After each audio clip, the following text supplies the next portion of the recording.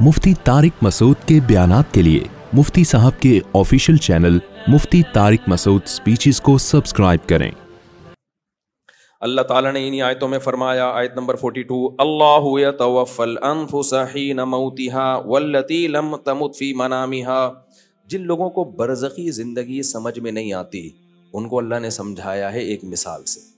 अल्लाह कहते हैं जब तुम सोते हो, नींद में जाते हो, तो तुम्हारा इस दुनिया से कनेक्शन ख़त्म। उसमें भी अल्लाह तुम्हारी रूह को कब्ज़ करता है। कौन करता है रूह को कब्ज़? ये तो साइंसदानों ने सो के देख लिया तो ईमान ले आए। नहीं देखा होता तो साइंस नींद को भी नहीं कभी मानती कि ये भी कोई चीज़ है।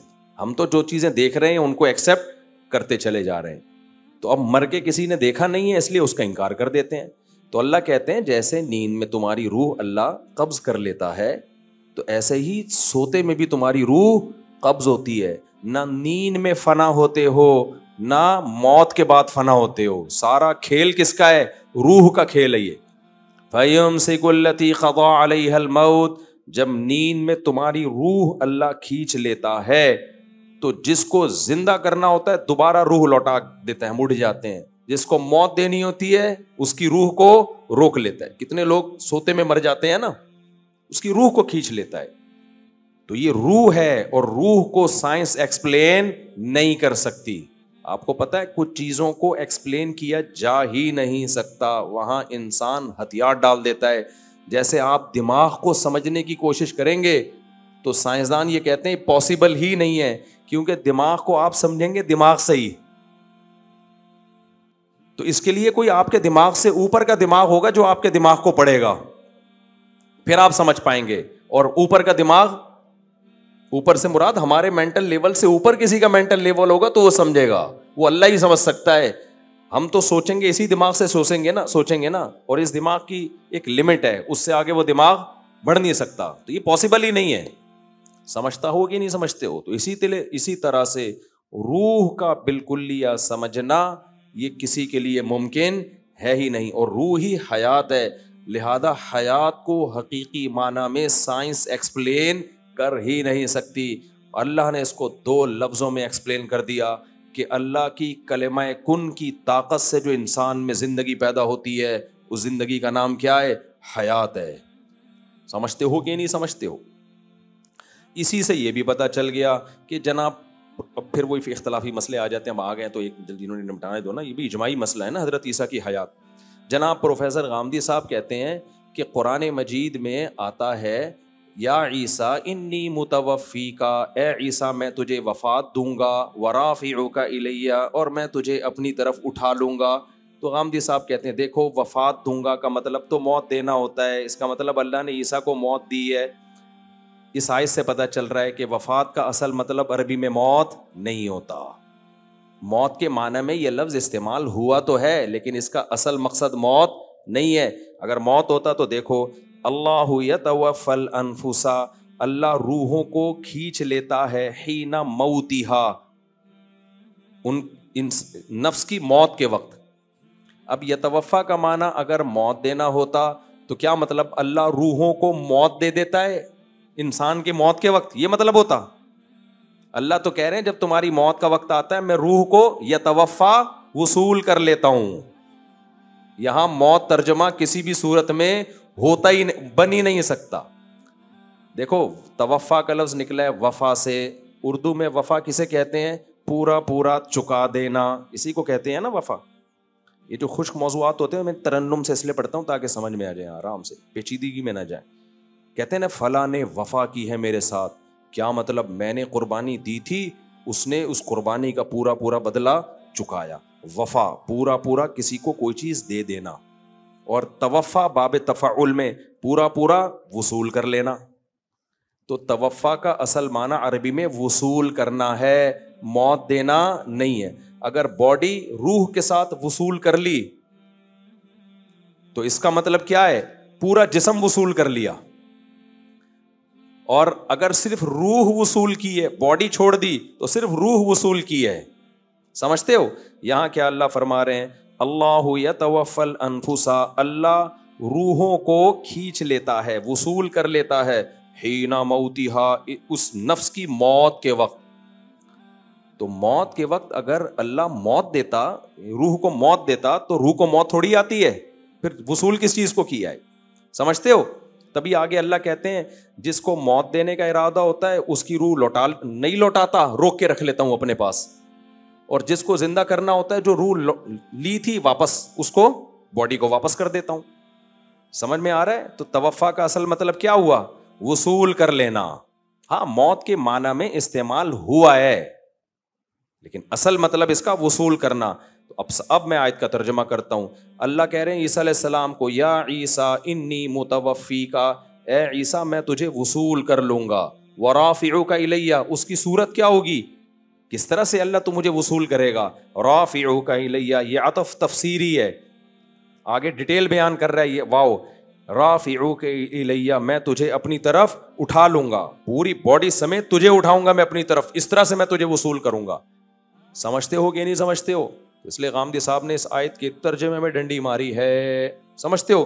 تبھی میں کہتا ہوں اسلاف سے علم لوگے تو فائدے میں جاؤ گے, اس زمانے کے لوگوں سے پوچھو گے تو ضلوا واضلوا, خود بھی گمراہ ہوئے اور تمہیں بھی گمراہ کریں گے. تو یہ امت کا اجماعی عقیدہ ہے. حضرت عیسیٰ علیہ السلام پر موت واقع نہیں ہوئی ہے, اور حضرت عیسیٰ آسمانوں پہ زندہ ہیں, اور حدیث میں آتا ہے لا تجتمع امتی علی ضلالہ, میری امت گمراہی پہ جمع نہیں ہو سکتی. تو جب امت کا اجماعی عقیدہ ایک دفعہ بن گیا کہ حضرت عیسیٰ زندہ ہیں, تو اب اس سے انحراف کرنا کسی بھی دلیل کی بیس پہ جائز نہیں ہے. سمجھتے ہو کہ نہیں سمجھتے؟ آگے چلتے ہیں ہم. اللہ نے انسان سے ایک شکایت کی ہے, فَإِذَا مَسَّ الْإِنسَانَ ضُرٌّ دَعَانَا. اللہ کہتے ہیں جب انسان کو کوئی ٹینشن ہوتی ہے نا, گڑ گڑاتا ہے ہمارے سامنے. سارے نیک شریف شرفا قسم کے بنے ہوئے ہوتے ہیں. ثُمَّ إِذَا خَوَّلْنَاهُ نِعْمَةً مِنَّا, جب مصیبت دور کر کے ہم اسے خوشیاں دے دیتے ہیں, قَالَ إِنَّمَا أُوتِيتُهُ عَلَىٰ عِلْمٍ عِنْدِي, ایکچولی میرے پاس ایک نالج ہے, میں نے اس کی ایک تدبیر اختیار کی ہے, اس کی وجہ سے مجھے یہ نعمت ملی ہے. اللہ کہاں بھائی, اللہ کا اس میں کیا لینا دینا ہے؟ میں کیوں نماز روزہ شروع کر دوں, داڑھی رکھ لوں, میں عورت ہوں تو پردہ کر لوں؟ ٹینشن تھی, ابے تو پھر اس ٹینشن میں کیوں اتنا پریشان تھا؟ یار اللہ سے دعا مانگو, یار کوئی وظیفہ بتا دو, ہے بھائی؟ بول دیتا یار یہ تو ٹینشن آئی ہے تو مجھے اللہ سے مانگنے کی بالکل بھی ضرورت نہیں ہے. کیا ہوتا ہے دیکھو, بیمار ہوتے ہیں نا تو وظیفے بھی مانگ رہے ہیں, دعائیں بھی مانگ رہے ہیں, جھاڑ پھونک بھی کروا رہے ہیں, یہ بھی کر رہے ہیں, وہ بھی کر رہے ہیں, اور دل میں خیالات بھی آ رہے ہوتے ہیں, یار اللہ ٹھیک کر دے تو اب میں نماز پڑھوں گا انشاءاللہ. جب ٹھیک ہو جاتا ہے, ایکچولی اصل میں ڈاکٹر صحیح نہیں تھا جس سے میں کائنڈلی پہلے علاج کرا رہا تھا, غلط دوا دے دی تھی, اب صحیح دی. ابھی میں نا بہت عرصے بعد اتنا لمبا بیمار ہوا ہوں رمضان میں نا, ورنہ مجھے ہوتا ہے گلا خراب ہوا 2-4 دن میں ٹھیک. یہ بہت کوئی ڈاکٹر نے بتایا کہ وائرل پھیلا ہوا تھا, وہ اٹیک کیا تھا اس نے. میں حقیقت بتاؤں مایوس سا ہونے لگا تھا کہ میں ٹھیک ہونے والا, اتنا گلا میرا پک گیا تھا نا, اتنی اینٹی بایوٹک کوئی اثر نہیں. لیکن دن کے بعد تھڑاک سے وہ سارا علامتیں, گلا تو بیٹھا ہوا ہے, وہ تو ویسے ہی بیٹھا ہوا ہے نا, رمضان میں ویسے ہی گلا بیٹھا ہی رہتا ہے میرا. تو مجھے خیال ہوا دیکھو انسان مایوس ہو جاتا ہے. میں تو وصیتیں کرنے لگا تھا کہ بھائی اگر میں چلا گیا ہسپتال میں تو یہ وغیرہ وغیرہ نا. تو ٹھیک ہونے پر آتا ہے ایسے بھول جاتا ہے اور پھر ڈاکٹروں کے کھاتے میں ڈال دیتا ہے. ایکچولی اصل میں میڈیسن تھوڑی چینج کی, حالانکہ میڈیسن چینج کر کے بھی ٹھیک نہیں ہو رہے تھے, بغیر چینج کے بھی ٹھیک نہیں ہو رہے تھے. تو میں نہیں کہہ رہا کہ ڈاکٹر کا اس میں دخل نہیں ہوتا بھائی, ڈاکٹر کی دوا اگر آپ کو لگتی ہے تو اس میں بھی کس کے ارادے کا دخل ہوتا ہے؟ اللہ کے ارادے کا. کتنے لوگ ہیں اچھے بھلے تھے, ڈاکٹر کے پاس علاج کے لیے گئے, ٹیکا لگا کے بندہ ہی مار دیا ڈاکٹر نے. پھر ڈاکٹر آرام سے کہہ دیتے ہیں ایکچولی سائیڈ افیکٹ. ایکچولی اصل میں تو وہ 100 میں 1 کو سائیڈ افیکٹ ہو جاتا ہے, اس کا ری ایکشن ہوتا ہے, تو یہ انجیکشن نے ری ایکٹ کر دیا اصل میں. بھائی کچھ بھی کیا, موت زندگی کس کے ہاتھ میں ہے؟ اللہ کے. تبھی تو ابراہیم علیہ السلام نے فرمایا وَإِذَا مَرِضْتُ فَهُوَ يَشْفِينِ, میں جب بیمار ہوتا ہوں تو مجھے شفا کون دیتا ہے؟ اللہ. تو بھائی ہم ملحد نہیں ہیں, ہم مادہ پرست نہیں ہیں کہ ہر چیز اسباب کے کھاتے میں ڈال دیں. ہم کس پر ایمان رکھتے ہیں؟ اللہ پر. اسباب میں جان ڈالنا بھی اللہ کا کام, اسباب سے جان نکالنا بھی کس کا کام؟ اللہ کا کام. تو اللہ کہتے ہیں انسانوں میں بہت سے ایسے ہیں ٹینشنوں میں آتے ہیں او ہو بھائی اللہ اللہ ہی لگا ہوا ہے. جب ٹھیک ہو گئے تو پھر یہ پہلے تو دعا مانگ رہے ہوتے ہیں اللہ نے کی, اللہ تو ٹھیک کر دے, اللہ تو ٹھیک کر دے. جب ٹھیک ہو گیا تو پھر یہ نہیں کہہ رہے اللہ نے ٹھیک کیا, کہہ رہے ہیں وہ اصل میں میں نے وہ دماغ اپنا استعمال کیا. تیرے بھائی کے پاس دماغ تو تجھے پتا ہے بہترین دماغ, تیرے بھائی کے پاس تجھے پتا ہے دماغ کیا ہے, بہترین دماغ ہے, اور پھر قابلیت بھی ہے. جیسے غربت میں جب غریب تھے تو پیسہ نہیں تھا, رو رہے تھے, دعائیں مانگ رہے تھے, پیسہ آ گیا. مائنڈ ہے یار, مائنڈ ہے. یہ جو لوگ غریب ہیں نا یہ اپنی نااہلی سے غریب ہیں. ان لوگوں کے پاس میرے جیسا دماغ ہوتا, میرے جیسی صلاحیت ہوتی, نوٹ چھاپنے کی مشینیں بنتے. یہ کمبختوں کو پیسہ کمانا آتا ہی نہیں ہے, پوچھتے بھی نہیں ہے, مجھ سے مشورہ بھی نہیں لیتے. ابے جب تیرے پاس پیسہ نہیں تھا, غریب تھا, تو اللہ کے سامنے کیوں رو رہا تھا؟ پھر آ کے کہہ دیتا اے اللہ سے کچھ نہیں ہوتا, میرے پاس مائنڈ ہے, میں غریب ہوں, دوبارہ کیا بن جاؤں گا؟ دولت مند. تو پہلے مایوس ہو جاتا ہے. تو اللہ نے ہمیں بتایا کہ ٹینشن میں مایوس مت ہونا. جب ٹینشن ہے وہ بھی اللہ نے دی, ٹینشن دور بھی کون کرے گا؟ اللہ کرے گا. تو پریشانیوں میں مایوس نہیں ہونا, خوشیوں میں اترانا نہیں ہے. سمجھتے ہو؟ یہ اس آیت کا حاصل ہے. آگے